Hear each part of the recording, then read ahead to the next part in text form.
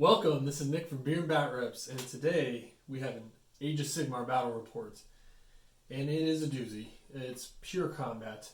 There may be a little bit of shooting from each army, but for the most part this is two hammers hitting each other. We have the Blades of Khorne. We're going kind of horde version, but without the little marauder guys. We're going fully armored Blood Warriors, 50 of them, including a huge war mammoth. That's pretty awesome. Over here, we have the Idoneth Deepkin. And the Deepkin are led by Tommy Tsunami, the most cherished model in my entire collection.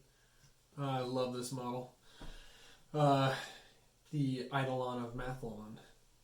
He's the storm version, so the combat one, not the psyker, or not the wizard. It is Namardi Thrall heavy. There's 40 of them, so 40 Thralls versus 50 Blood Warriors. Two turtles. Two of the giant war turtles, the Leviatons.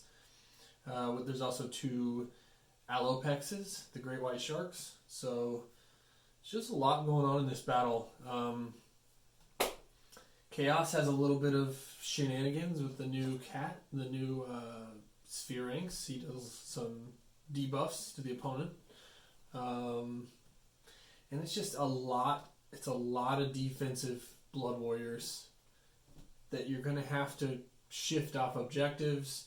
And, you know, the idea of a flying giant sea turtle fighting a war mammoth is just so insane. That's Age of Sigmar in a nutshell right there. So, as you can see, it's just me. Once again, I'm going to have Noah on a little screen on a tripod because we are still, unfortunately, in the post-coronavirus world, which I guess we will be forever, but we are still on lockdown. You know, I'm in America, so they're not being that strict, but it's more of a social conscience.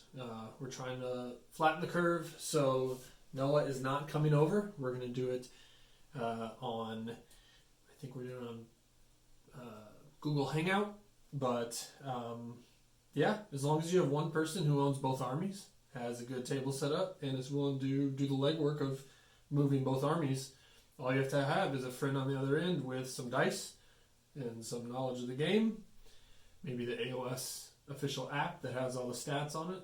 That makes things a lot faster and easier. Yeah. So when we come back, I'm going to show you the entire Blades of Khorne army, and then the Idoneth Deepkin, and then we'll roll up and figure out our objectives and what table side we're on, and we'll get going. This won't be showing you, excuse me, this won't have every single bit of each turn, as it's hard to record and have Noah there at the same time. So this will be more of a recap at the end of each turn, what we think we need to do going forward, and then I'll have an outro at the end, kind of summing it all up, and we'll see who won. Whole thing, you can get the good gist of an AOS battle in under 40 minutes, hopefully. So, thank you for joining us. Thank you for constantly tuning in. We're getting good subs. We're getting, over 1,000 views per battle report, which is great. Thank you. So, as you can see, when I do these recap reports, these much shorter, just kind of recap ones, I'm not requiring 100% painted. So, a little bit of this Deepkin army is unpainted. Sorry about that. But on the flip side, this gives me a chance to get the Deepkin on the table, which is a lot of fun. And it may be a while before they're done painted because they take a long time to paint. They are very time consuming. It's a labor of love because it's my favorite army. So I didn't want to do a fast paint scheme on them. I didn't want to do contrast paint or anything like that. I'm trying to take my time with them. So it may be a while till they're fully done and a full 2-hour long battle report. But I'm very happy to bring them out for these little 30 to 40 minute battle recaps. So without further ado, let's get to armies and table layout. Thank you. Okay, this is my 2,000 points Blades of Khorne army. we start off with a Slaughter Priest. I'm using the Dark Apostle model from 40k because I love it. And he's obviously chanting some prayers. It's perfect. Then we have the banner guy. Forget his name. But instead of a banner, he has a book. And he's also chanting some prayers. So, +1 attack. Pretty awesome. A nice bubble. Then we have a Mighty Lord of Khorne on Juggernaut. Instead of riding the Juggernaut, I converted this awesome chariot. The base size is incorrect, but we don't care because it's awesome and we have fun. So he has this nice command ability to give 3 mortal Khorne units, I think it's reroll 1s to wound. Very good in combat. Next we have Karanak, the 3-headed hound. And he has 5 fleshhounds with him. It's not including the 5 fleshhounds that come with his model. He actually produces 5 fleshhounds throughout the game. But those are actually 5 extra ones I paid for.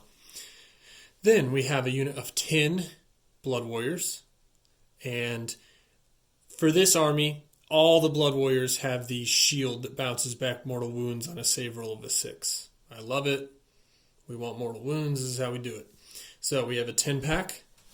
And over here, we have another 10-pack of Blood Warriors. And then for the nice point discount, and because it's easy to buff a giant unit, we have a 30-pack. 30 Blood Warriors. I think it's like 600 points or 520, something like that. It's a lot of points. It's the heart of my army, 30 Blood Warriors. Then we have the new Mind Stealer. I love this model. I'm going to use it. It may not affect this game very much because in 40k I use it as a Demon Prince, but in AOS I use it as what it's intended to be, the Mind Stealer Sphere Ranks, which is not the greatest rules-wise, but we'll see what we can do with it. Had to include it. And then, obviously, what you can see standing back here, the Lord of the Rings Elephant, or Mumakil, today is a Chaos Mark of Khorne War Mammoth. This thing is awesome. 10 attacks that do D3 damage. It does attacks with its horns that do D3 mortal wounds. It's great. It's like 20 wounds. It only has like a 4-up save or 5-up save, but it's just fun. It's only a little over 300 points. It stomps around. Clearly, this is not the real Forge World War Mammoth, but it's so similar in size and shape. The only real difference is the War Mammoth has that real ugly box on its back, and it has fur, like a mammoth. But very similar in size. It's a GW model. We're going with it. I love it. So, yeah, this army has a lot of teeth. It has one giant scary monster. It has characters that buff units. It has fast flank attacks. It has a weird debuff monster. And then it has a crazy, crazy anvil. It's not the most damage outputting, but it does bounce back mortal wounds, and they all fight when they die. 2 wounds a model. There's 50 Blood Warriors. This is a pretty good list, I think. We're going to find out. We'll be right back with Idoneth Deepkin. Alright, here we have the Idoneth Deepkin. And the Idoneth Deepkin, if you've never seen or played against them, they're these really fancy sea elves, but at the heart of them, they're secretly just a combat army. They're like a super fast, super efficient Khorne army. Way more fragile than Khorne, but have all the rerolls. They're built around reroll bubbles, kind of like a 40k army. So, first up, we have the Lord, the leader. My favorite model in the history of Games Workshop. Number 1. This is the Eidolon of Mathlon. It is just the most epic thing. I call him Tommy Tsunami. He's coming in hot. His Warlord trait is +2 wounds, so he has 14 wounds. And his relic, we call it Inking Out. It's like the ink of midnight. 1 phase per turn. He can decide to pop his ink. He can deal and receive no harm. That whole phase. So, Your opponent gets that turn 2 roll off, charges in with his Stonehorn or Bloodthirster, and you know he's going to get to swing first. You pop the ink. No one does any harm to each other, just in that little combat. And then what do you know? Next turn it's your turn, so you get to swing first and like cripple the Bloodthirster or kill it outright. It's very, very good. He can heal every time he backs out of combat and charges back in. I know the internet swears that the caster, the wizard version, is better, but I love this guy. Charge in, deal a bunch of nasty damage, back out, charge back in, healing every time. He rolls hits and wounds when he's in combat. It's dirty. Alright, so next character we have Lotan. One of my favorite. He's got his little octopus buddy. He's very, very simple. He gives leadership buff and rerolls of 1s to hit for all the thralls that are near him. And if you can't see, there's 1, 2, 3, 4 units of 10 thralls. So there are 40 Namarti thralls. And if you haven't fought against them, they're very, very good at combat, but they have 1 wound with a 5-up save. So they are the epitome of a glass cannon. They're like bloodletters. Next, to help with that a little bit, I think it's the Soul Render. Basically, he brings back a certain amount of dead Namarti each turn, and for each kill he does in combat, he gets to bring back a dead Namarti. So he's stealing souls as he's going. And then right here in the middle, we have 2 of the Achillean Alopexes, the great white sharks. They're great. They're only 100 points. They have 8 wounds with a 4-up save. They do really nasty damage with the jaws. They have a bunch of attacks. They shoot a net that does flat 3 damage. So we have 2 of those. Nice flankers. And last but not least, sorry that this army's not completely painted. It's kind of a labor of love. It's taken a long, long time to do. But we wanted to get it on the channel, at least for one of these recaps. We have 1... and then we have our second.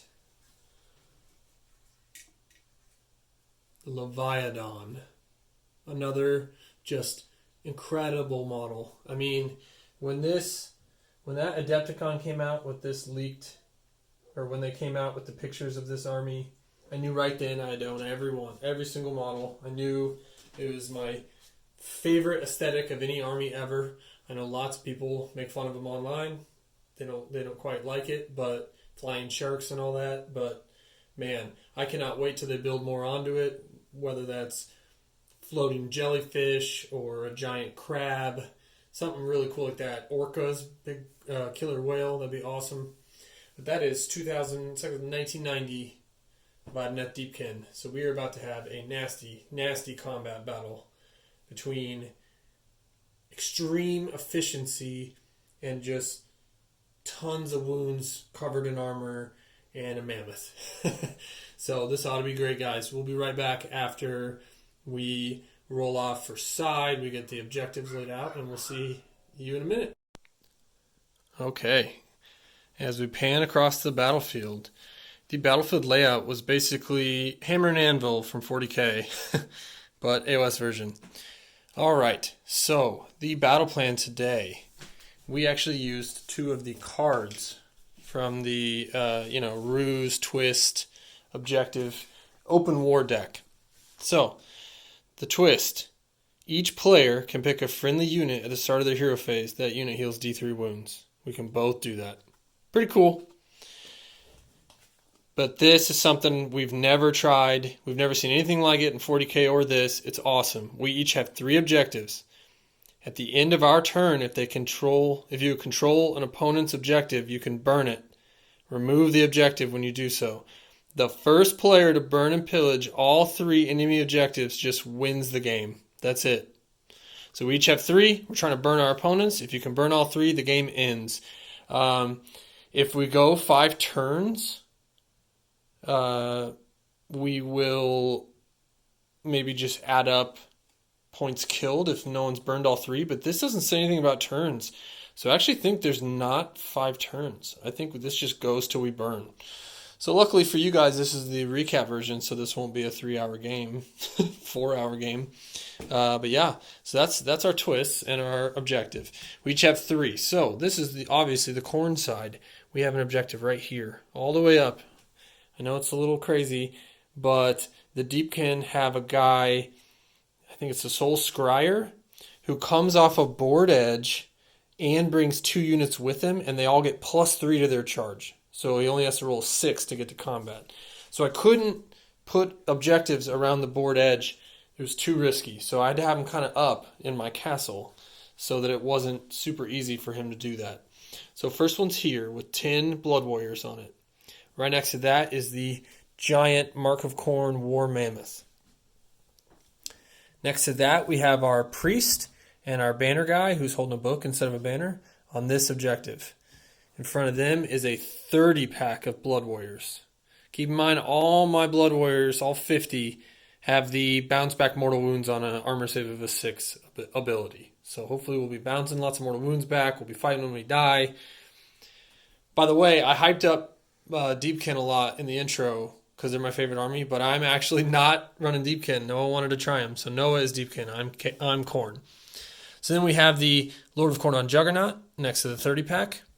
We have 5 Fleshhounds with Karanak and his cat buddy, cats and dogs playing together.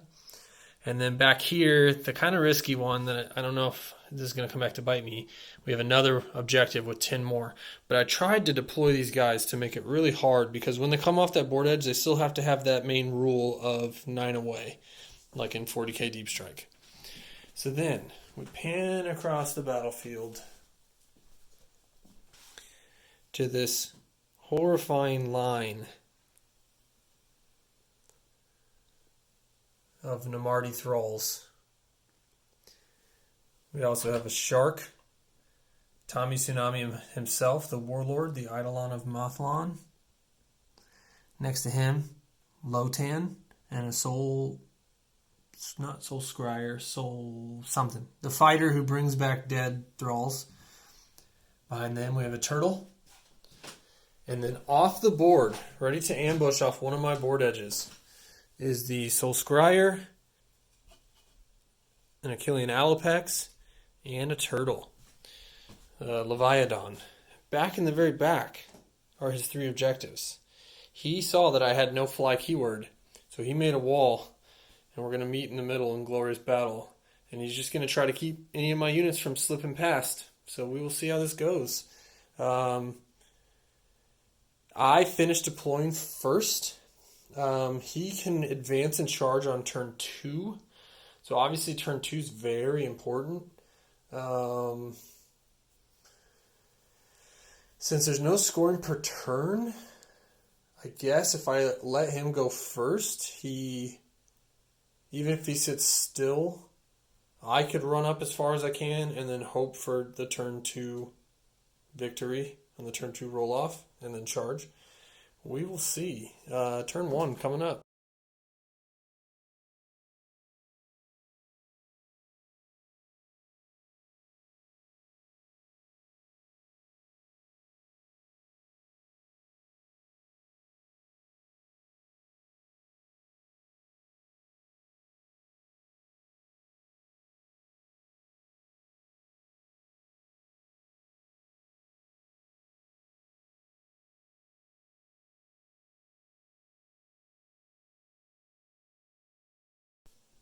All right.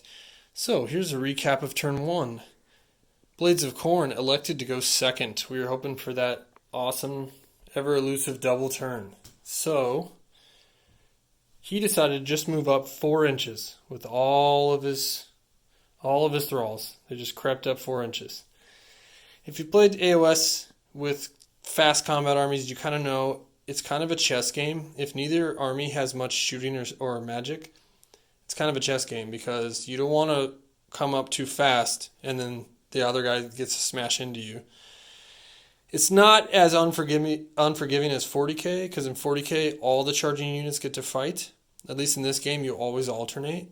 So, it's not as deadly, but because you always alternate, you have to be careful charging with more than one unit, because you might pick your favorite unit and crush a unit, but then I then get to pick a unit and crush your other good unit. So you have to either hit with everyone and know you're going to take tons of casualties, or just charge in with one so that you can swing.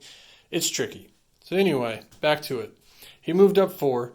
Forgot to show on the last video that the pirate ship is right here in the middle of the board. He then everyone else just scooted along with him. He shot all the shots from the Hawada of the turtle all the way over into the 30 pack and killed one. So that's one he won't have to worry about fighting when it dies. So then on Blades of Khorne turn, I took the prayer that is +1 armor save, and I successfully got it on the 30 pack. So it is 32 wound models with 3 up saves that bounce mortal wounds back. It is a nasty, nasty anvil. Then I crept up with the dogs, hoping for the turn 2, hoping for the double turn so that we can come charge. The mammoth, on the other hand, it's a wild beast. It went all the way. It went 12 inches and then rolled a 9 for the charge and hit the 4th unit that was over here. I don't know if you've ever seen what the Chaos War Mammoth does, but it does like 5 D3 mortal wounds with its tusks, and then it has 10 stomping attacks that are all -2 Ren D3 damage. Anyway, it obliterated the 10 pack. But another 10 pack was within 3 and an AOS. Everyone basically has heroically intervened from 40k. So they piled in, threw some hits at it. The nice thing about Namarti Thralls is they get bonuses based on what their type of unit their opponent has. So when Namarti Thralls are fighting 1 wound models, they get an extra attack, so they have 3 attacks each. And when they fight things with over 3 wounds, this guy, they gain a damage. So now all of a sudden it was 2 attacks each, hitting on 3s, wounding on 3s, rerolling 1s to wound because of his aura, 2 damage. So they put 6 wounds on the beast. So it is down to 16 because it starts with 22. And that was turn 1. I managed to destroy an entire unit of Deepkin while only losing 1 Blood Warrior and 6 wounds off the Mammoth. We then did the very important roll-off, and having him go first came back to bite me because we rolled a tie and an AOS. Ties go to whoever went first in the turn before. It's kind of their way to make sure there weren't as many double turns. So, we're about to start turn 2 of Idoneth Deepkin. Wish me luck, guys. Okay, so much happened in turn 2, so bear with me. Alright, so Idoneth Deepkin won the roll-off. First thing he did was he got in position with these 2 to charge the mammoth that was right here. And there was also a squad of thralls here too. All of his other guys moved up, ready to charge and kill some flush hounds over here. He came off the board edge way back here with the scryer that came on this board edge, and he gave the 2 units that came with him, the turtle and the shark, +3 to their charge. So he got all the way to this 10 pack that was right here, and killed them all. When they fought, when they died, they put 5 on the shark, but he was within 6 of the objective. In an AOS, it's within 6, not within 3. So he was able to burn that objective. So I'm down to 2 objectives. Then in the ensuing fight, some wounds got put on the... They managed to do some pretty good wounds to the mammoth, but didn't kill it. When it had its turn to attack, it killed all 10 thralls, which has kind of been my game plan this whole time, which is kill all the thralls and try to outnumber them on these objectives. Okay, so... he killed 10 there. A few of these have fallen. All 5 dogs got killed. But it then became my turn too, and when Karanak charged, he has a special rule where the first time he charges, he summons a pack of 5 dogs and they go with him. So the dogs are back. They hit the 10 pack of Namarti Thralls, killed them all. The shark hit back, killed one of them. So this is kind of where we're at right here. So they're ready to sprint into the backfield and start burning objectives. So he may have to chase me with the shark instead of coming to get my objective that I'm guarding with my life. Over here, for my turn 2, I also got the +1 armor save prayer off on the big 30 pack. They went in, they put tons of attacks, tons of hits, got the turtle down to 7. It killed some guys, they piled in and kept fighting. So all in all, down to 7. He charged into these Namarti Thralls, and he killed 5 of them. They hit back and took, or it may have been the other, they may have hit first, I can't remember, but either way, 5 are dead there, and his 8 wounds are down to 2. He took 6 wounds in return, so pretty hard. But all in all, we kind of traded units. We're both in all right. Oh, and then on my turn, I kept hitting the turtle, did not kill it, and they killed the mammoth. So the poor war mammoth is dead. So that's kind of scary over there.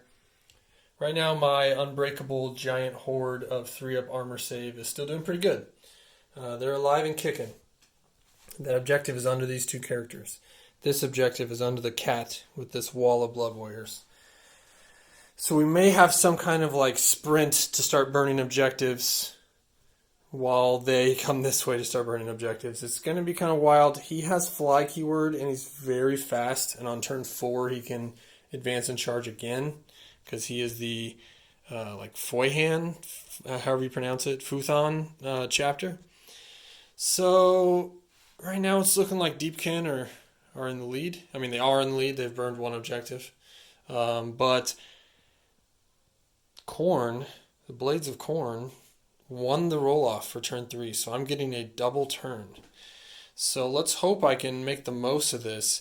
It's pretty scary, though, because in turn 3, Idoneth Deepkin have the best rule in all of Warhammer.